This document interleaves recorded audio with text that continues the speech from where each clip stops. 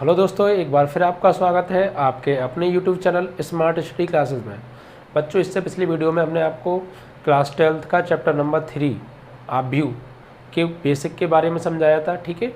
जिसमें हमने आपको कल आव्यूह के चिन्ह के बारे में बताया था, ठीक है, और आव्यूह के क्रम के बारे में समझाया था, आव्यूह की कोटियों के बारे में समझाया था, कोटि क्या होती है, ठीक है, आव्यूह को किससे प्रदर्शित करते हैं इसके बारे में समझाया था, ठीक है, अवयवों को किससे लिखा जाता है।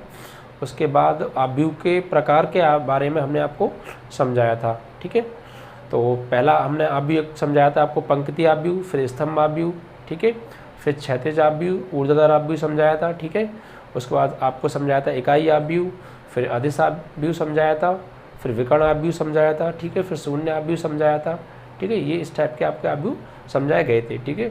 2-3 आव्यूह और हैं, उन्हें और आज हम समझ लेते हैं, ठीक है। देखिए, जो आव्यूह एक होता है उप आव्यूह, और शायद 9 तक हो गई थी, 10वां होगा, नंबर चेक कर लेना, नंबर गलत हो सकता है, ठीक है। उप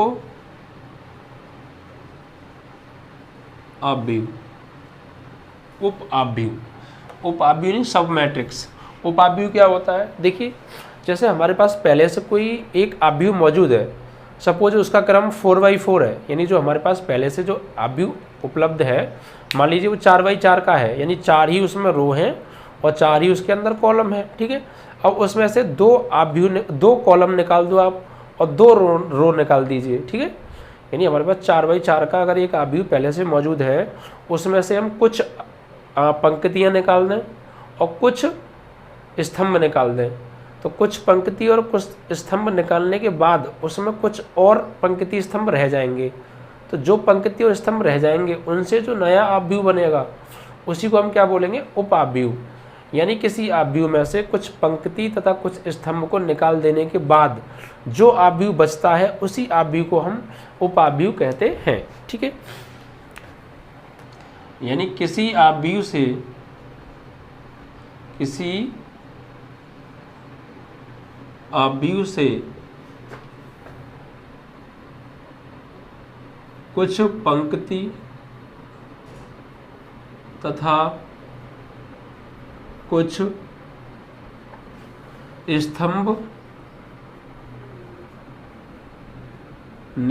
देने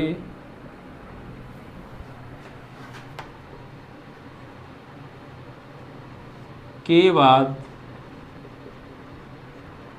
जो आव्यूह शेष बचता है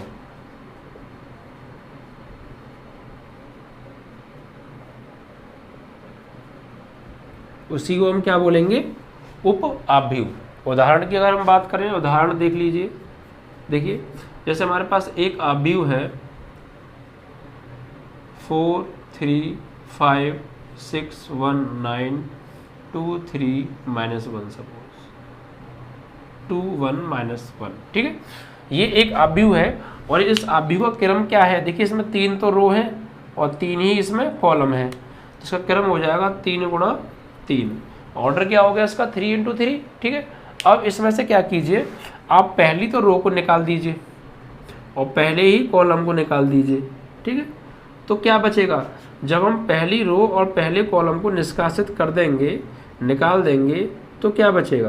देखिए, ये निकल जाएगी एक, तो इसे हटा दीजिए आप, और एक ये हटा दीजिए। पहली रो और पहला कॉलम आप हटा दीजिए, तो बचेगा क्या फिर आपके पास? तो फिर आपके पास रह जाएगा ये वाला रह जाएगा, यही तो रह जाएगा, ठीक है।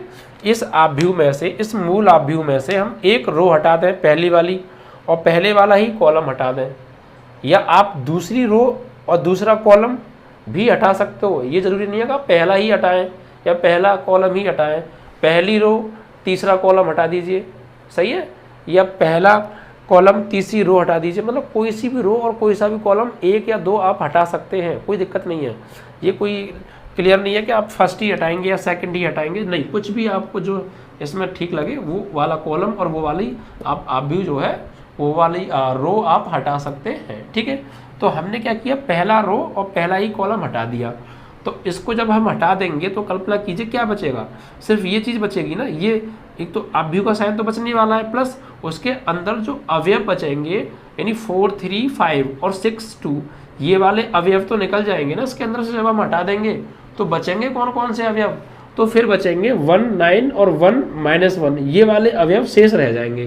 तो इन शेष अवयवों से मिलकर जो अवयव बनेगा वही क्या होगा आपका उप अवयव। ठीक है, तो हम इनको निकाल देने के बाद देखिए क्या बचेगा। मान लीजिए जो नया अवयव बचा, नया अवयव यानी जिसे हम क्या कह सकते हैं उप अवयव, क्या उप अवयव, वो क्या होगा, देखिए ये निकल गया और ये निकल गया, तो बचा क्या 1 9 और 1 -1 यानी 1 9 1 -1। ठीक है, तो ये नया अवयव बना, इसी को हम क्या बोलेंगे उप अवयव। मतलब अगर किसी मूल अवयव में से कुछ रो और कुछ कॉलम निकाल दिए जाएं तो उसके पश्चात जो उसमें शेष रो और शेष कॉलम रह जाते हैं उनसे मिलकर बने नए अवयव को ही हम उप अवयव कहते हैं। ठीक है, इसके बाद दो अवयव और हैं अलग से, वो त्रिभुजीय अवयव होते हैं। कौन से होते हैं वो त्रिभुजीय अवयव। ठीक है, उसके अंदर दो आते हैं, एक ऊपरी त्रिभुजीय अवयव और एक होता है निम्न त्रिभुजीय अवयव। ठीक है, इनको और समझ लेते हैं। वैसे उनकी ज़रूरत नहीं है ज़्यादा, लेकिन फिर भी हम आपको हर चीज़ करा रहे हैं जिससे कि आप ये ना कहें कि सर ये छूट गया। और फिर भी अगर कोई चीज़ रह जाती है भूलवश तो कोई बात नहीं है, कभी कभी ऐसे हो जाता है, कोई चीज़ रह जाती है। ठीक है, तो आप कमेंट में बता दीजिएगा। ठीक है, उसके बाद आते हैं आपके त्रिभुजीय अवयव। त्रिभुजीय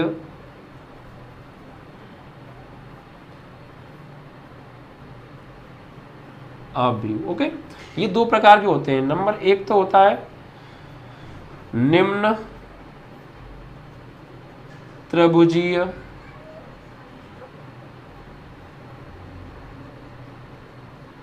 अवयव, निम्न त्रिभुजीय अवयव। ठीक है, अब देखिए इसको, ये क्या है, देखिए ऐसा वर्ग अवयव, ऐसा वर्ग अवयव जिसके मुख्य विकर्ण के ऊपर के सभी अवयव शून्य हों। ठीक है, तथा नीचे के सभी अवयव शून्य ना हों, सिर्फ मुख्य विकर्ण के ऊपर के सभी अवयव शून्य हों, तो ऐसे अवयव को हम निम्न त्रिभुजीय अवयव कहेंगे। यानी ऐसा वर्ग अवयव, ऐसा वर्ग अवयव जिसके मुख्य विकर्ण, ठीक है, लीडिंग डायगोनल, मुख्य विकर्ण के ऊपर, मुख्य विकर्ण के ऊपर के सभी अवयव एलिमेंट या तत्व शून्य हो। ठीक है, तो उसको हम क्या बोलेंगे निम्न त्रिभुजीय अवयव। देखो निम्न आ रहा है तो ऊपर के शून्य हो, और एक आएगा उच्च तो उसमें नीचे के शून्य होंगे, बस ये चेंज है। देखिए उदाहरण की अगर हम बात करें तो ये दीजिए a बराबर, पहले तो कंडीशन क्या है कि ये जो है वर्ग अवयव होना चाहिए। ठीक है, और उसके बाद मुख्य विकर्ण के ऊपर के जो सभी अवयव हैं वो कैसे होने चाहिए, शून्य। ठीक है, इस बात पर फोकस करना है।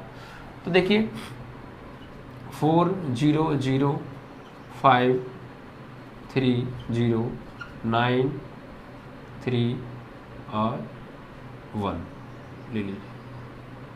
ये देखिए ये एक वर्ग अवयव है, क्यों, क्योंकि इसके अंदर देखिए 3 ही तो रो हैं और 3 ही कॉलम है। तो ऐसा अवयव जिसमें पंक्ति और स्तंभ की संख्या बराबर होती है वो वर्ग अवयव कहलाता है। ठीक है, तो इसका क्या हो गया 3 × 3 क्या हो गया, इसका क्रम हो गया। अब देखिए इसका मुख्य विकर्ण, देखिए मुख्य विकर्ण के ऊपर के सभी अवयव शून्य होने चाहिए, तो यही तो होता है हमारा मुख्य विकर्ण। ठीक है, तो इसके ऊपर के अवयव आप चेक करिए, ये वाले अवयव जो है ऊपर के ही तो अवयव होंगे, तो ये वाले जितने भी अवयव हैं सब क्या है, शून्य है या नहीं है। मुख्य विकर्ण के नीचे के अवयव शून्य नहीं होने चाहिए, और मुख्य विकर्ण में जो लिखे हुए नंबर वो भी शून्य नहीं होने चाहिए। एक आधे एलिमेंट शून्य है तो चलेगा, ये नहीं कहा शून्य ही नहीं आएगा, चलेगा, लेकिन सभी शून्य नहीं होने चाहिए। तो मुख्य विकर्ण के और मुख्य विकर्ण के नीचे के अवयव शून्य नहीं होने चाहिए, मुख्य विकर्ण के ऊपर के सभी अवयव शून्य हों। ठीक है, तो उसको हम बोलेंगे निम्न त्रिभुजी आव्यूह। यानी ऐसा वर्ग आव्यूह जिसके मुख्य विकर्ण के ऊपर के सभी अवयव शून्य हो, तो ऐसे आव्यूह को निम्न त्रिभुजी आव्यूह कहा जाता है। ठीक है, अब बात करते हैं उच्च त्रिभुजी आव्यूह। दूसरा आव्यूह होता है उच्च त्रिभुजीय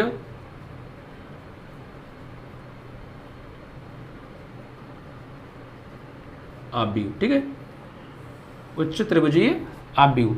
अब ये कौन सा आव्यूह होता है?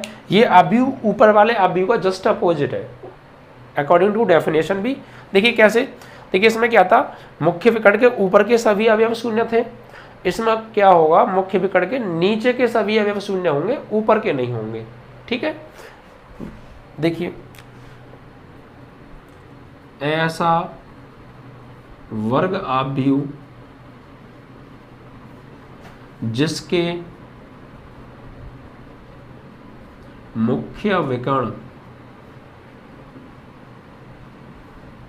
के नीचे के सभी अवयव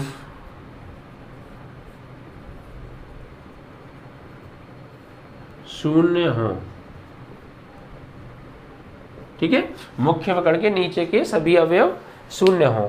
पहली बात तो वर्ग आव्यूह होना चाहिए, फिर जो मुख्य विकर्ण है उसके नीचे के सभी अवयव शून्य होने चाहिए। तो ऐसे आव्यूह को हम क्या बोलेंगे, उच्च त्रिभुजी आव्यूह। और देखिए नाम से आप थोड़ा सा हिंट ले सकते हैं, अगर आप थोड़ा सोचें, रटने की जरूरत नहीं है। देखिए इसमें निम्न आ रहा है, निम्न मतलब एक सेकंड, निम्न मतलब नीचे। निम्न क्या होता है, नीचे। ठीक है, तो नीचे का जस्ट अपोजिट क्या होगा, ऊपर। तो निम्न आ रहा है तो ऊपर के सभी अवयव शून्य होंगे। अगर उच्च आ रहा है, उच्च मतलब ऊपर, ठीक है, हाई क्वालिटी, उच्च मतलब ऊपर, तो अगर ऊपर आ रहा है तो नीचे के सभी अवयव शून्य होंगे। बस ऐसे आपको विलोम याद कर लेना है। अगर निम्न त्रिभुजी आव्यूह, निम्न मतलब नीचे, तो इसमें क्या होगा, मुख्य विकर्ण के ऊपर के सभी अवयव शून्य होंगे। और अगर उच्च आ रहा है, उच्च मतलब ऊपर, तो इसमें नीचे के सारे अवयव शून्य होंगे, मुख्य विकर्ण के नीचे के सारे अवयव। ठीक है, तो ये इस तरीके से विद एग्जाम्पल आपकी ये डेफिनेशंस हो गई। तो इस तरीके से आव्यूह के जो प्रकार हैं वो पूरी तरह समाप्त होते हैं। ठीक है, ये 12-13 टाइप के आव्यूह थे जो कि आपको करा दिए गए हैं। ठीक है, आपने अच्छे से पढ़ लीजिएगा। ठीक है, अब देखिए इसके बाद आएगा आपका आव्यूह की समानता। आव्यूह की समानता, इक्वलिटी ऑफ मैट्रिसेस। यानी दो आव्यूह या दो से अधिक आव्यूह आपस में समान कब होते हैं, उनमें समानता कब होती है, इक्वल कब होते हैं। ठीक है, उसके लिए देखते हैं। नया टॉपिक है आव्यूह की समानता। आव्यूह की समानता, ओके, इक्वलिटी ऑफ मैट्रिसेस। अब देखिए दो आव्यूह जो है समान कब होंगे, दो आव्यूह आपस में पूरी तरह बराबर कब होंगे। ठीक है, इक्वल कब होंगे दोनों आव्यूह। तो देखिए इसके लिए दो शर्तें हैं। दो आव्यूह समान होने के लिए, बराबर होने के लिए दो शर्तें हैं। पहली शर्त क्या है कि अगर दो आव्यूह बराबर तब होंगे जब उन दोनों आव्यूहों के ऑर्डर सेम हो। क्या सेम हो, ऑर्डर, यानी उनके क्रम बराबर हो। जो क्रम पहले आव्यूह का है वही क्रम दूसरे आव्यूह का होना चाहिए। ठीक है, तो पहली कंडीशन क्या है कि दोनों आव्यूह का क्रम समान होना चाहिए। ठीक है, उसके बाद दूसरी शर्त क्या है, पहले तो क्रम समान होना चाहिए, दूसरी शर्त ये है कि दोनों आव्यूह के संगत अवयव जो करस्पॉन्डिंग एलिमेंट्स हैं वो आपस में इक्वल होने चाहिए। यानी संगत अवयव समान होने चाहिए। ठीक है, कैसे होने चाहिए, समान, ओके, सेम। मैं लिख देता हूं यहां पर आव्यूह की समानता के लिए दो शर्तें हैं। नंबर 1, ऑर्डर सेम चाहिए, यानी क्रम समान होना चाहिए। क्रम, दोनों आव्यूहों का क्रम समान होना चाहिए।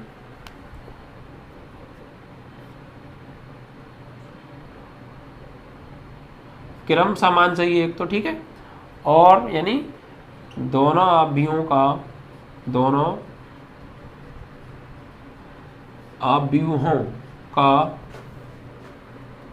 क्रम, जिसे हम क्या बोलते हैं, R/C, समान होना चाहिए। ठीक है, यानी पहले आव्यूह में पंक्तियों की संख्या बराबर दूसरे आव्यूह में पंक्तियों की संख्या की होनी चाहिए। इसी प्रकार पहले आव्यूह में स्तंभों की संख्या बराबर होनी चाहिए दूसरे आव्यूह में स्तंभों की संख्या के। ठीक है, या इस तरीके से भी कह सकते हैं हम कि फर्स्ट आव्यूह में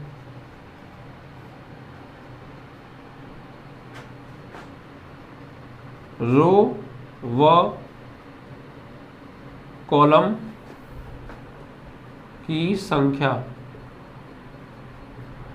बराबर होनी चाहिए सेकंड आव्यूह में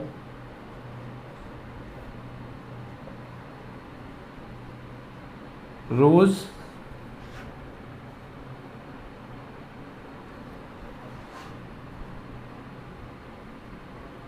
और कॉलम्स की संख्या के, यानी फर्स्ट आव्यूह के रोज व कॉलम्स की संख्या इक्वल होनी चाहिए सेकंड आव्यूह के रोज एंड कॉलम की संख्या के। ठीक है, इसको इस तरीके से भी हम कह सकते हैं।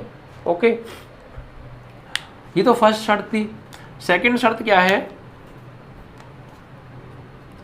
सेकंड ये है कि दोनों आव्यूह के संगत अवयव समान होने चाहिए। ठीक है, दोनों आव्यूह के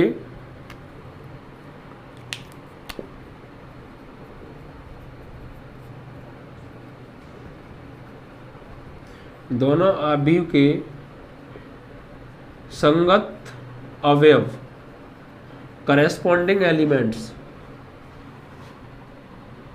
समान होने चाहिए, समान होने चाहिए। ठीक है, देखिए ये चीज़ बहुत इंपॉर्टेंट है और पहली जो एक्सरसाइज है हमारी 3.1 वो इसी आव्यूह की समानता के ऊपर डिपेंड है टोटली। ठीक है, तो इसलिए आपको ये बात अच्छे से क्लियर होनी चाहिए। तो सेकंड फर्स्ट शर्त क्या थी? दो आव्यूह समान कब होंगे? जब पहले आव्यूह में रो और कॉलम की संख्या बराबर होगी दूसरे आव्यूह के रो और कॉलम की संख्या के। दूसरी शर्त क्या है कि दोनों आव्यूह के संगत अवयव समान होने चाहिए, यानी अगर पहले में A11 जो अवयव लिखा है वही दूसरे वाले में भी A11 का अवयव होना चाहिए या उसको सॉल्व करके A11 जैसा ही अवयव मिलना चाहिए। ठीक है, ठीक है, इसी प्रकार पहले आव्यूह में A13 का जो अवयव है वही दूसरे आव्यूह में भी A13 की जगह वही अवयव हो या जो भी वहाँ पर है उसको सॉल्व करके पहले आव्यूह के A13 जैसा ही आना चाहिए। ठीक है, तो ऐसे आव्यूह को हम क्या बोलेंगे? समान आव्यूह। ठीक है, तो ये दो शर्तें हैं जो कि आपको क्लियर होनी चाहिए। ठीक है, अब बात कर लेते हैं उदाहरण की। जैसे मान लीजिए एक आव्यूह है हमारे पास, ठीक है, हमने लिखा देखिए 5 8 4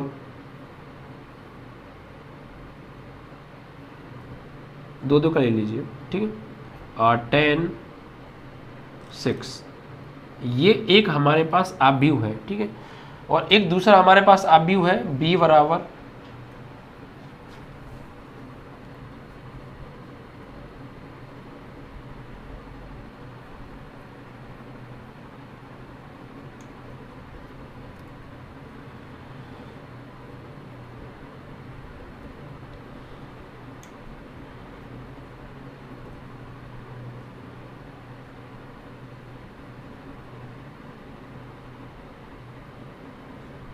इस तरीके से। ठीक है, हमारे पास दो आव्यूह है। पहला आव्यूह A बराबर, ये इस आव्यूह का जो क्रम है वो कितना है 2 × 2, क्योंकि दो ही तो इसमें रो हैं और दो ही इसमें कॉलम है। अगर हम बात करें इधर तो इसका भी 2 रो और 2 कॉलम, यानी क्रम क्या है? समान। तो पहली कंडीशन क्या थी कि क्रम समान होना चाहिए। तो क्या दोनों आव्यूह का क्रम समान है? क्रम समान है, यानी पहली शर्त तो पूरी तरह लागू हो रही है। ठीक, फिर अब बात करते हैं दूसरी शर्त की। दूसरी शर्त थी दोनों आव्यूह के संगत अवयव समान होने चाहिए। ठीक है, करेस्पॉन्डिंग एलिमेंट्स आर इक्वल। तो देखिए करेस्पॉन्डिंग एलिमेंट्स कैसे बात कौन से हैं? ये देखिए, ये हमारा क्या है? A11, ये A12, ये A21 और ये A22। अगर इधर इसी प्रकार इधर बात करें तो ये भी क्या है हमारा A11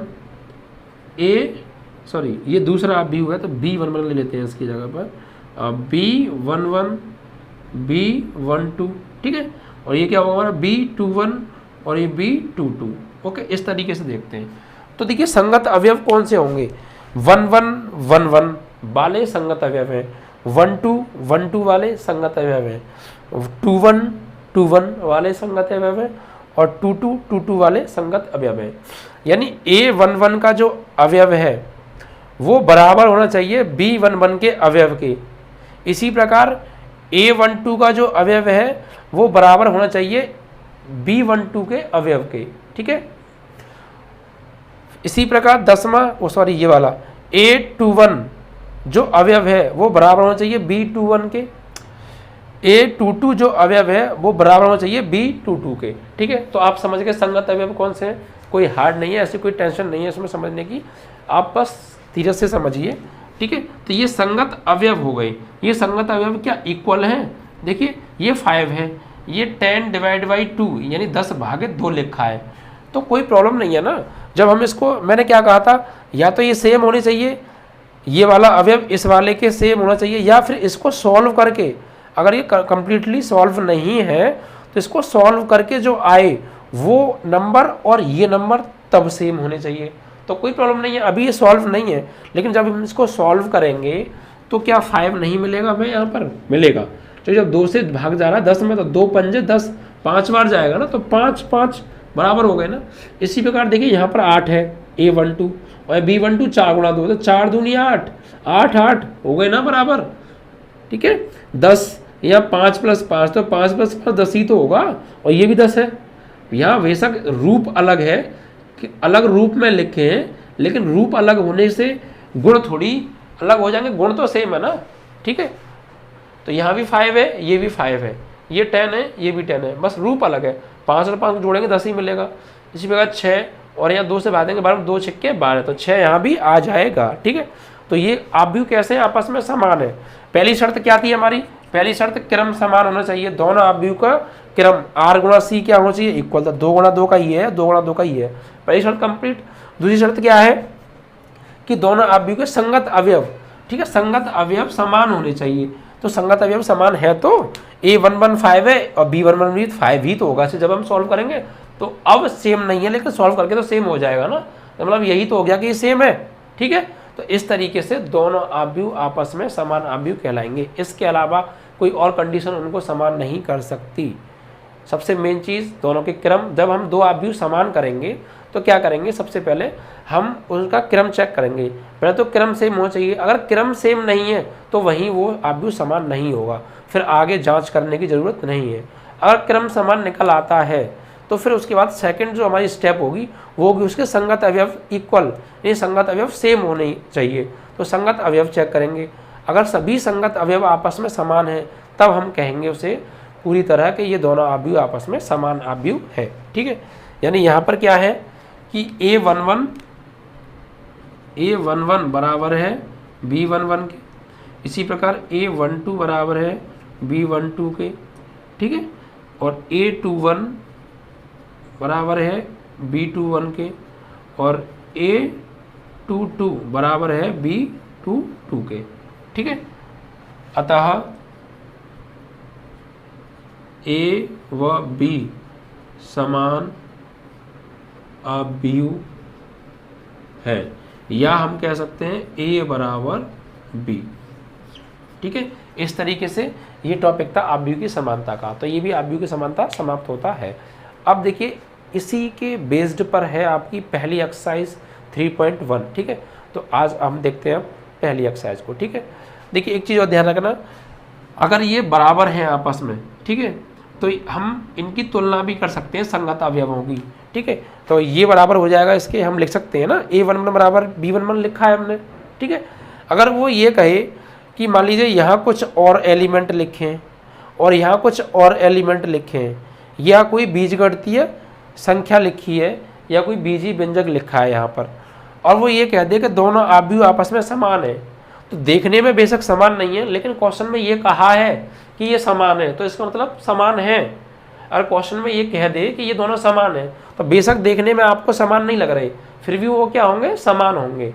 तो उसके आधार पर, उस क्वेश्चन के कहने के आधार पर हम उसको क्या मान लेंगे, समान मान लेंगे, और फिर हम संगत अवयवों की उस आधार पर तुलना भी कर सकते हैं। यानी इसका पहला अवयव A11 बराबर रख देंगे हम इसके पहले अवयव B11 के, क्वेश्चन के समान कहने के आधार पर। ठीक है, अब आते हैं एक्सरसाइज पर। एक्सरसाइज 3.1 जितना बेसिक मैंने आपको समझाया है उसी के ऊपर आधारित है आपकी पहली एक्सरसाइज 3.1। ठीक है, बहुत सिंपल है, चैप्टर पूरा सिंपल है, लेकिन क्वेश्चंस बहुत ज़्यादा देखने को यहाँ से मिलते हैं। लॉन्ग क्वेश्चन भी देखने को मिल जाते हैं, शॉर्ट क्वेश्चंस भी देखने को यहाँ से मिल जाते हैं। तो 2 या 3 क्वेश्चंस तो यहाँ से हमेशा आते हैं।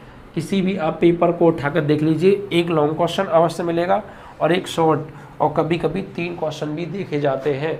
इसलिए चैप्टर अपने आप में बहुत ज़्यादा इम्पोर्टेंट है और सिंपल भी है। ओके, बस जो रूल हम आपको बता रहे हैं वो आप समझते जाएं। देखिए पहला सवाल क्या है, पहले सवाल में हमें आव्यूह दे रखा है। देखिए यहाँ डाल देते हैं हम आपकी एक्सरसाइज। ठीक है,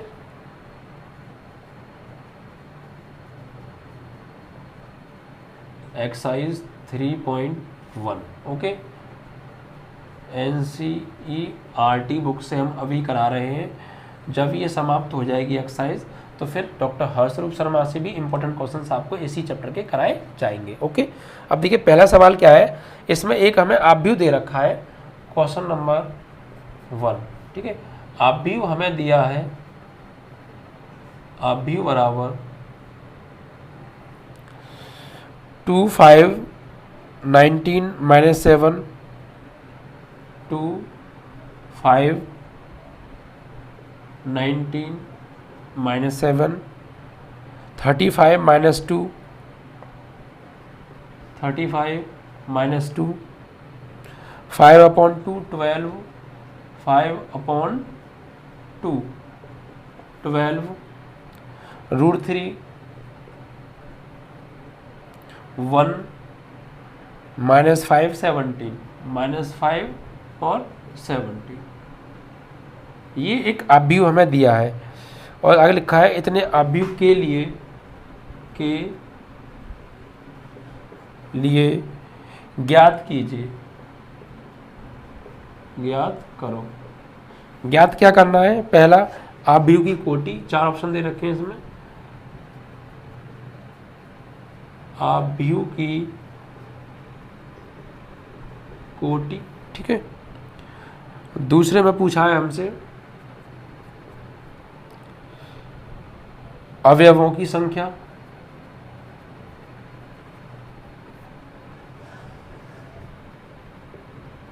number of total elements in matrix, और थर्ड आपसे पार्ट पूछा है इसका आव्यूह A12 A13 है, A13, A21, A33, A23। ठीक है, ये क्वेश्चंस आपसे पूछे गए हैं। ठीक है, एक बार फिर समझ लेते हैं। देखिए पहला क्वेश्चन क्या है, हमें पहले प्रश्न में दे रखा है, एक्सरसाइज 3.1 का फर्स्ट क्वेश्चन है ये।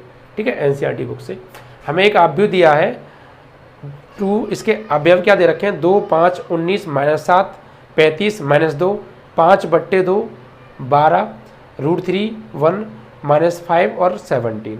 ठीक है, ये हमें आव्यूह दे रखा है। ठीक है, अब हमसे क्या क्या पूछा है, इसके लिए ये 3 चीज़ें निकलवाई हैं। पहला तो इस आव्यूह की कोटि क्या है, इस आव्यूह का ऑर्डर हमसे पूछा है। ठीक है, दूसरा अवयवों की संख्या, यानी कितने इसके अंदर टोटल एलिमेंट हैं, उन अवयवों की संख्या, एलिमेंट, नंबर ऑफ एलिमेंट पूछा है। ठीक है, उसके बाद आव्यूह पूछा है हमसे A13, यानी A13 की जगह पर कौन सा एलिमेंट है, कौन सा तत्व लिखा है, उस तत्व को बताओ। इसी प्रकार A21 इसी के अंदर है, तो A21 की जगह पर क्या लिखा है उसको बताओ। इसी प्रकार A33 की जगह पर क्या लिखा है, इसी प्रकार 823 की जगह पर क्या लिखा है, ठीक है। तो हम आपको पहले क्वेश्चन का आंसर देते हैं। सबसे पहले इसमें पूछा है आपसे आव्यूह की कोटि बताइए। क्या बताना है? आव्यूह की कोटि।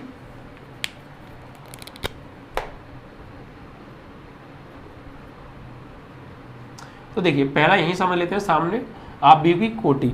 तो कोटि क्या होता है? कोटि मैं आपको पहले ही बता चुका हूं, आव्यूह की कोटि बराबर, तो कोटि बराबर क्या होता है? आर गुणा सी या एम गुणा एन भी बोल सकते हैं आप, आर गुणा सी या एम गुणा एन, बात एक ही है, ठीक है। तो कोटि क्या है? R means row, number of total row in matrix, ठीक है। इसके अंदर टोटल कितनी रोज हैं, यानी कितनी पंक्तियां हैं। तो देखिए 1 2 3, टोटल 3 पंक्तियां हैं। तो आर की जगह पर क्या आ जाएगा? 3 इंटू सी मतलब कॉलम। तो कितने कॉलम है टोटल? 1 2 3 4, तो इंटू 4। तो ये तो हो गया इसका क्रम पूछा था। मल्टीप्लाई करके आंसर नहीं निकालना है, सिर्फ इस तरीके से मल्टीप्लाई का निशान लगाकर लिख देना है, यही क्या होता है? क्रम, ठीक है। तो आव्यूह की कोटि पूछी थी, क्रम और कोटि एक ही बात है, पहले बता चुका हूँ मैं। तो कोटि क्या हो गई हमारी? 3 गुणा 4, यानी 3 रो और 4 कॉलम। पहले आप रो लिखोगे, बाद में कॉलम लिखोगे, ये ध्यान रखना, आगे पीछे मत कर देना, गलत हो जाएगा, ठीक है। उसके बाद दूसरा हमसे पूछा है अवयवों की संख्या। तो मैंने बताया था अगर किसी आव्यूह में टोटल आपको अवयव फाइंड करने हैं, टोटल कितने अवयव हैं, तो मैंने क्या था, कुल पंक्ति उस आव्यूह के अंदर जितनी पंक्तियां हैं और जितने स्तंभ हैं दोनों का आपस में मल्टीप्लाई कर दीजिए। तो मल्टीप्लाई होने के बाद जो हमें संख्या प्राप्त होगी वही क्या होंगे? टोटल एलिमेंट होंगे, ठीक है।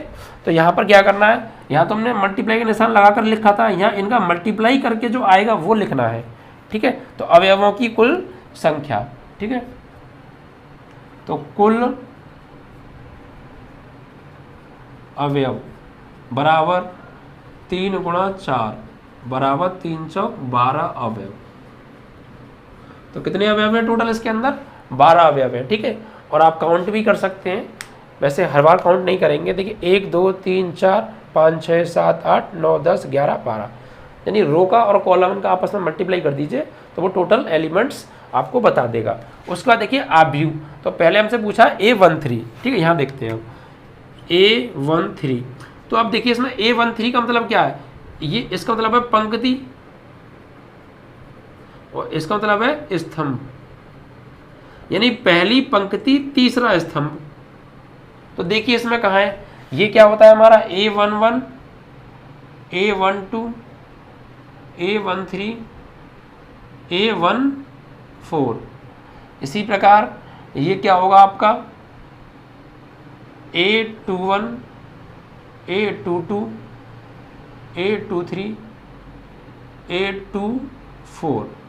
ये हो जाएगा A31 A32 A33 A34। ये आपको पेपर में नहीं करना है, ऐसे लिखना मत, मैं तो आपको लिखने के लिए समझा रहा हूँ जिससे आप और ज़्यादा अच्छी तरीके से और ज़्यादा गहराई से स्पष्टतः आप इस क्वेश्चन को समझ सकें, ठीक है। ये आपको लिखना नहीं है, ठीक है। देखिए A13, तो A13 मतलब पहली रो और तीसरा कॉलम। तो पहली रो तो ये हो गई हमारी, पहली रो तो ये हो गई, और तीसरा कॉलम, पहला कॉलम नहीं लेना, दूसरा कॉलम नहीं लेना, तीसरा कॉलम लेना है। यानी पहली रो, यानी वो एलिमेंट हमको लेना है जो पहली तो रो में आएगा और तीसरे कॉलम में आएगा। तो पहली रो में तो ये 4 आ रहे हैं और तीसरे कॉलम में ये 3 आ रहे हैं, लेकिन जो अवयव पहली रो में आ रहा है वही अवयव तीसरे कॉलम में आ रहा है। ऐसा कौन सा अवयव है? तो वो हो गया ये, देखिए ये पहली उसमें आ रहा है रो में और ये तीसरे कॉलम में भी आ रहा है, ये दोनों तो नहीं आ रहे, ठीक है। तो A13, तो A13 क्या हो गया हमारा? यहाँ लिख देंगे, तो A13 बराबर कितना है हमारा? 19। कितना? 19, ठीक है। इसी प्रकार A21 यानी दूसरी रो में आना चाहिए और पहले कॉलम में। तो खुद देखिए आप, दूसरी रो ही हो गई, दूसरी रो और पहला कॉलम यानी यही, तो क्या होगा? 35 ही होगा ना। तो ये दूसरे रो में आ रहा है और पहले कॉलम में आ रहा है। या फिर A21 से भी आप देख लीजिए, A21 यही तो लिखा है, लेकिन जब नहीं लिखे होंगे ये रेड वाले नंबर तो आप कैसे पहचानोगे? ठीक है, अभी तो मैंने लिख दिया है। तो A21 मतलब दूसरी रो में आना चाहिए पहले कॉलम में, तो दूसरी रो पहला कॉलम, तो 35 ही तो हो गया। तो आंसर क्या हो जाएगा आपका 35, यानी इसकी वैल्यू क्या आ गई 35। ठीक है, इसी प्रकार आपसे पूछा है A33, यानी तीसरी रो में आया तीसरी कॉलम में, तो तीसरी रो ये वाली हो गई और तीसरा कॉलम ये वाला हो गया, यानी इस रो में और इस कॉलम में। तो क्या आ रहा है -5 ही तो आ रहा है। ठीक है, तो A33 की वैल्यू क्या हो जाएगी आपकी -5। इसी प्रकार A23, तो A23 देखिए क्या है, दूसरी रो और तीसरा कॉलम, तो दूसरी रो कहाँ है हमारी, यानी ये रही, और तीसरा कॉलम यानी ये रहा, यानी दूसरी रो और तीसरा कॉलम, तो क्या है 5/2, 23 क्या हो गया 5/2। इस तरीके से आपका पहला क्वेश्चन कंप्लीटली सॉल्व हुआ। ठीक है, अच्छे से आपको समझ में आया होगा आशा करता हूँ। एक बार फिर समझ लीजिए, ये हमें आव्यूह दिया था, इसके लिए हमसे ये 3 बातें पूछी थी। पहली बात, आव्यूह की कोटि कितनी है, तो कोटि क्या होता है, टोटल रो और टोटल कॉलम का मल्टीप्लाई, तो टोटल रो 3 और टोटल कॉलम 4, तो 3 × 4। अवयवों की कुल संख्या, तो उसके लिए मैंने बताया था रो का और कॉलम का मल्टीप्लाई करके लिख दो, तो 4 × 12, तो कुल अवयव कितने हो गए 12। उसके बाद पूछा A13 यानी पहली रो तीसरा कॉलम, तो पहली रो तीसरा कॉलम क्या आ गया 19। इसी प्रकार दूसरी रो पहला कॉलम, तीसरी रो तीसरा कॉलम और दूसरी रो तीसरा कॉलम के अवयव भी आप यहाँ से उठाकर लिख सकते हैं। आप एग्जाम में इस चीज़ को नहीं लिखेंगे, ये मैंने सिर्फ आपको समझाने के लिए, आपकी सुविधा के लिए, आपको स्पष्ट दिखाई दे इसके लिए हमने आपको लिखा था। आप वहाँ पर बिना इसके लिखे ही पहचान कर लिखेंगे। ठीक है, और देखिए यहाँ मैं बहुत स्लो करा रहा हूँ। स्लो मेरा कराने का रीज़न सिर्फ यही है कि देखिए हर तरह के बच्चे होते हैं पढ़ने वाले। कुछ बच्चे ऐसे होते हैं कि हम अगर एक बार बताएं तो कैच कर लेते हैं और दिमाग में फीड हो जाता है। कुछ बच्चे 2 बार बताने पर फीड करते हैं, कुछ बच्चे 3 बार बताने पर फीड करते हैं, कुछ बच्चे कई बार बताने पर फीड कर पाते हैं। तो यहाँ हम किसी स्पेशल बच्चों को नहीं पढ़ा रहे, हम यहाँ हर कैटेगरी के बच्चे को पढ़ा रहे हैं।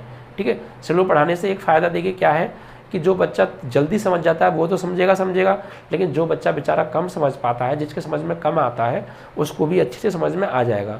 अगर हम फास्टली पढ़ाएंगे तो देखिए सिर्फ जो बच्चा जल्दी समझ पाता है सिर्फ वही समझ पाएगा, लेकिन जो बच्चा देर से समझ पाता है वो नहीं समझ पाएगा, तो इससे उसका नुकसान हो जाएगा। ठीक है, तो हम नहीं चाहते किसी का यहाँ पर नुकसान हो। ठीक है, थोड़ा टाइम ज़्यादा लग जाए, लेकिन जो भी पढ़ा रहे हैं वो आपको अच्छे से समझ में आना चाहिए। ठीक है,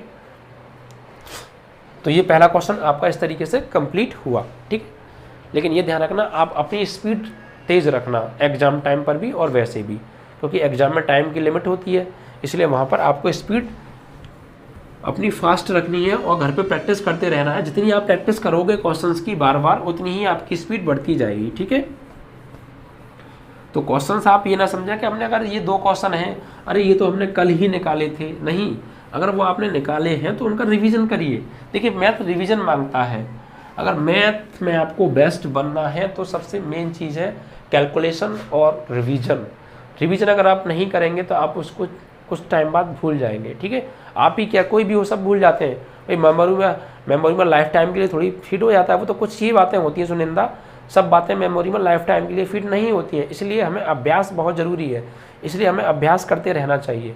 ठीक है, ऐसा नहीं कि हमने वो पिछले हफ्ते चीज़ पढ़ी थी तो अब उसको हम दोबारा ना पढ़ें, नहीं, अगर आप ऐसा करेंगे तो कुछ टाइम बाद वो आपकी मेमोरी से बाहर हो जाएगी। इसलिए आपको मेमोरी के अंदर बनाए रखने के लिए उसका अभ्यास करना बहुत ज़रूरी है। ठीक है, तो आप उसका अभ्यास भी रेगुलरली करते रहें। ठीक है, इसी प्रकार आपका क्वेश्चन नंबर 2 आता है। क्वेश्चन नंबर 2 क्या कहता है, देखिए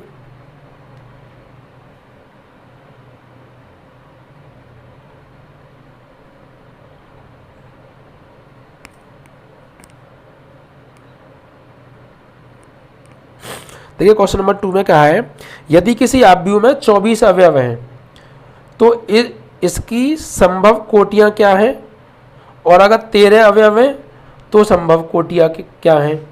यानी आव्यूह में क्या है, अब के हमें अवयव दिए हैं, क्या दिए हैं, अवयव। देखिए आव्यूह में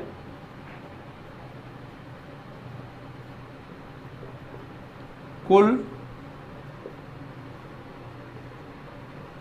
अवयव दे रखे हैं, तो कुल अवयव हमें दे रखे हैं 24। ठीक है, पहले दो क्वेश्चन है, एक ही क्वेश्चन के अंदर दो क्वेश्चन है, एक में 24 है, एक में 13 है। तो पहले से बात करते हैं।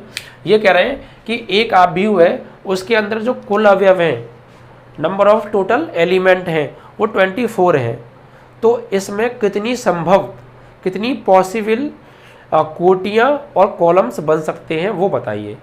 ठीक है भाई, 24 अवयव हैं, तो 24 अवयवों से हम कितनी कोटियाँ बना सकते हैं, कितने कॉलम बना सकते हैं और कितने बनाना संभव है वो हमें बताना है। ठीक है, तो देखिए क्या करेंगे, हम क्या करेंगे यहाँ पर। देखिए 24 अवयव हैं, तो आप क्या कीजिए, 24 के फैक्टर कीजिए, इस 24 को फैक्टराइज कीजिए। इसको कितनी तरीके से फैक्टर करके लिखा जा सकता है। ठीक है, तो देखिए 24 को हम लिख सकते हैं 24 इंटू 1 लिख सकते हैं, क्योंकि 24 इंटू 1 इज इक्वल टू 24 हो जाएगा। और इसको हम लिख सकते हैं, मल्टीप्लाई करके लिखना है लेकिन, ठीक है, क्योंकि ऑर्डर के फॉर्म में लिखना है ना, ऑर्डर, तो ऑर्डर में तो मल्टीप्लाई ही आता है ना। ठीक है, तो 12 इंटू 2 भी इसको लिखा जा सकता है। ठीक है, 8 इंटू 3 भी इसको लिखा जा सकता है, क्योंकि 8 या 24, बार दूनी 24, बार 24 एकम 24, मल्टीप्लाई करके 24 आना चाहिए, ऐसा क्या लिख सकते हैं। ठीक है, और इसको हम लिख सकते हैं 6 4 जा 24, 6 24 भी लिखा जा सकता है। ठीक है, अब इसके आगे इसको नहीं लिखा जा सकता, यानी 24 से कम 24, 12 गुणा 2, 8 गुणा 3 और 6 गुणा 4। अब इसको अपोजिट करके तो लिखा जा सकता है, कैसे अपोजिट करके, यानी 4 गुणा 6, 4 गुणा 6, या ये भी लिख सकते हैं 24 1 गुणा 24, इसको अपोजिट 2 गुणा 12, इसका अपोजिट 3 गुणा 8, इसका अपोजिट हो गया आपका 4 गुणा 6, 4 गुणा 6। ठीक है, तो इतने टोटल इसके अंदर इसको इस तरीके से मतलब लिखा जा सकता है, इस प्रकार से। ठीक है, तो ये हमसे पूछा था कि एक आव्यूह में कुल अवयव 24 हैं, तो उसके अंदर कुल संभव, कुल पॉसिबल रोज और कॉलम बताइए। तो देखिए क्या क्या हो सकता है। अगर 24 अवयव हैं तो उसमें हम 24 रो और एक कॉलम लिख सकते हैं। भाई मान लीजिए जितने भी नंबर हैं सबको एक ही लाइन में हमने लिख दिया, तो एक रो नहीं बन गई वो, लेकिन कॉलम कितने बनेंगे, कॉलम तो 24 ही बनेंगे ना, क्योंकि 24 नंबर हमने लिखे हैं। ठीक है, तो हम इस तरीके से भी लिख सकते हैं 24 रो एक कॉलम, या 12 रो 2 कॉलम भी लिख सकते हैं। ठीक है, इसी प्रकार 8 रो 3 कॉलम, 6 रो 4 कॉलम, तो ये इस तरीके से बन गए। अब इसको पलट देंगे तो ये नया क्रम बन जाएगा ना, क्रम चेंज होना चाहिए, तो क्रम चेंज हो जाएगा 1 गुणा 24, यानी 1 कॉलम और 24 रो भी लिख सकते हैं। इसी प्रकार 2 गुणा 12, 3 गुणा 8, 4 गुणा 4, यानी इतने प्रकार से कुल 24 अवयवों वाली आव्यूह को लिखा जा सकता है। ठीक है, जिसमें पहला क्या होगा, रो होगा, और दूसरा क्या होगा आपका कॉलम, यानी रो, और ये क्या होता है कॉलम, रो कॉलम। ठीक है, 1 2 3 4 5 6 7 8, तो कुल 8 प्रकार से लिखा जा सकता है। ठीक है,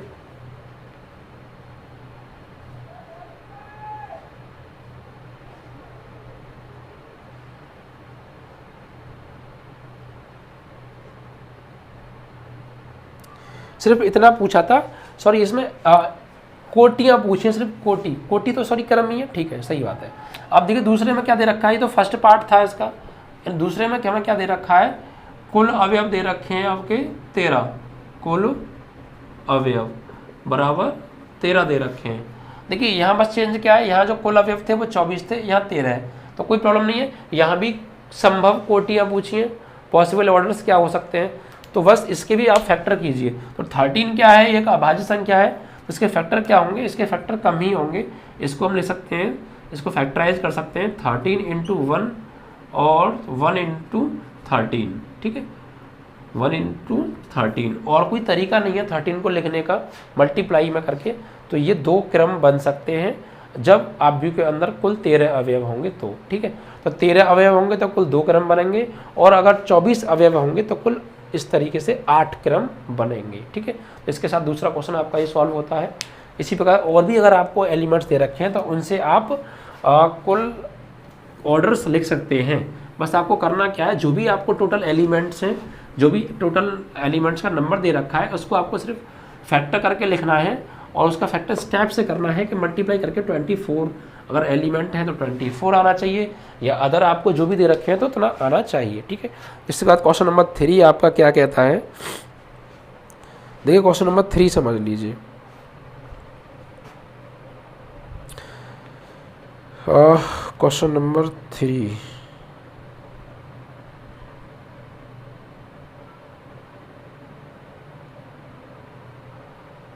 देखिए question number 3 same to same question number 2 की तरह है, बस एलिमेंट चेंज हो गए। इसमें क्या है, इसमें अगर कुल अवयव हैं तो कुल कोटियाँ, संभव कोटियाँ बताओ, कुल 18 अवयव हैं तो, और अगर 5 अवयव हैं तो संभव कोटियाँ बताओ।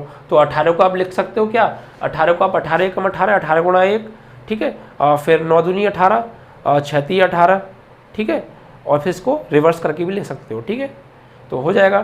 फिर इसमें अगले में दे रखा 5 अवयव है, तो 5 के तो फैक्टर क्या होंगे, 5 × 1 या 1 × 5 से 2 क्रम ही हो सकते हैं, तो आप इसको कर लेना। तो अब देते हैं क्वेश्चन नंबर 4 पर। ठीक है, क्वेश्चन नंबर 4, यानी क्वेश्चन नंबर जो 3 है वो सेम क्वेश्चन नंबर 2 के, ठीक है, तो ये आप कर लेना। अब आएंगे आप क्वेश्चन नंबर 4 पर। क्वेश्चन नंबर 4 क्या कहता है, देखिए क्वेश्चन नंबर 4 में कहा है आपसे कि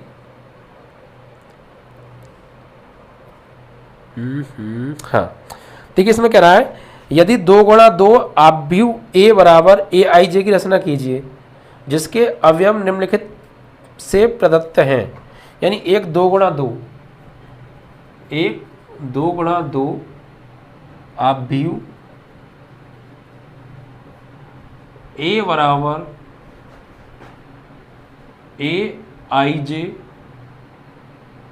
की रचना करनी है, की रचना कीजिए। ठीक है, और उसके बाद कहा है इसमें जिसके अवयव निम्नलिखित से प्रदत्त हैं, निम्नलिखित प्रकार से, जिसके अवयव निम्न प्रकार से, निम्नलिखित प्रकार से प्रदत्त है। ठीक है, है।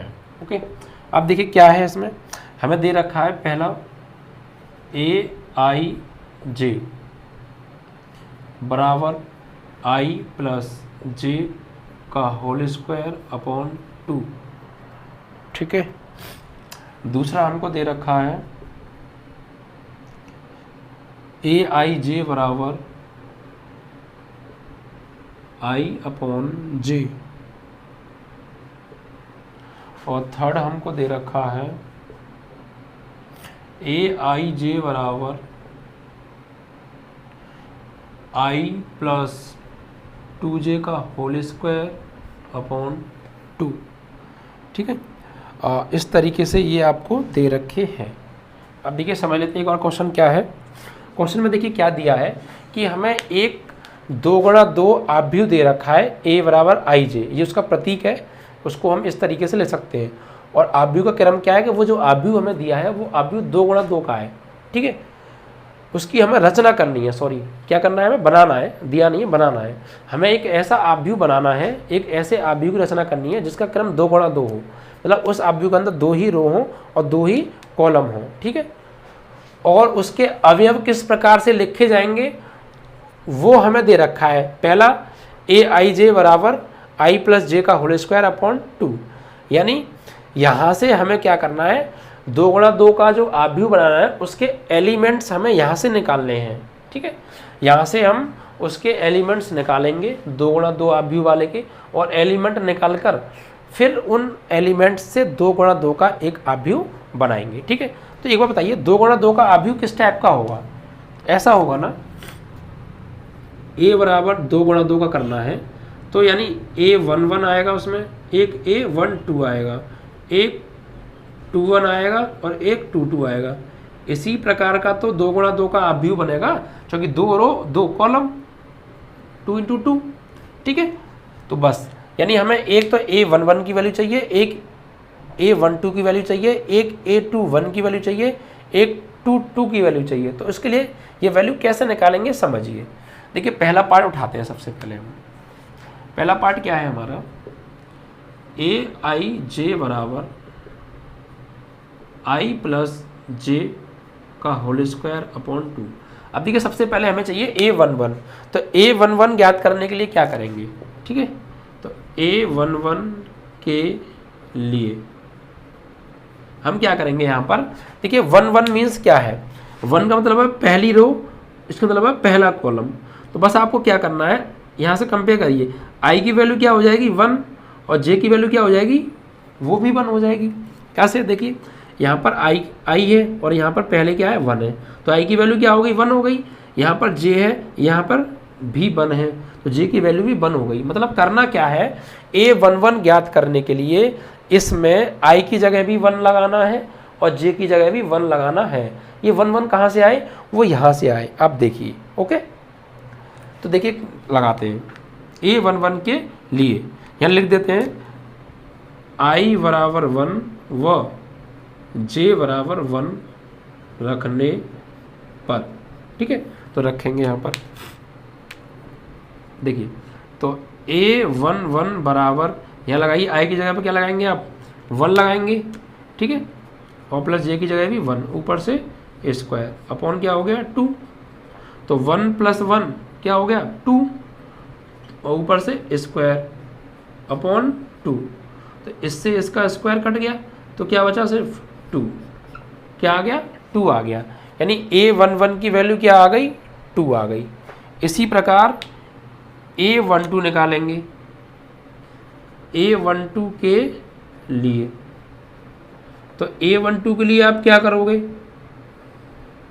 A11 में क्या था, i बराबर भी आपने 1 रखा, j बराबर भी 1 रखा। इसमें क्या करोगे, i बराबर तो रखोगे 1 और j बराबर रखोगे 2, ठीक है। ये क्या हो गई आपकी i और ये हो गया आपका j। तो i बराबर क्या रखना है आपको 1 रखना है इसी में, और j बराबर क्या लगाना है आपके 2 लगाना है। तो लगाइए, देखिए क्या हो जाएगा, यानी आपका हो जाएगा A12 बराबर i की जगह पर 1 और j की जगह पर 2 का स्क्वायर अपॉन 2, तो 1 और 2 3, यानी 3 का स्क्वायर अपॉन 2, और 3 का जो स्क्वायर है वो कितना आएगा 9 अपॉन 2। तो A12 की वैल्यू आ गई, ठीक है। इसी प्रकार हमें अब निकालनी है A21, क्योंकि देखिए A11 की वैल्यू, यहाँ का जो एलिमेंट है वो हमारे पास आ गया 2, यहाँ का जो एलिमेंट है 1 2 वो हमारे पास आ गया 9 अपॉन 2।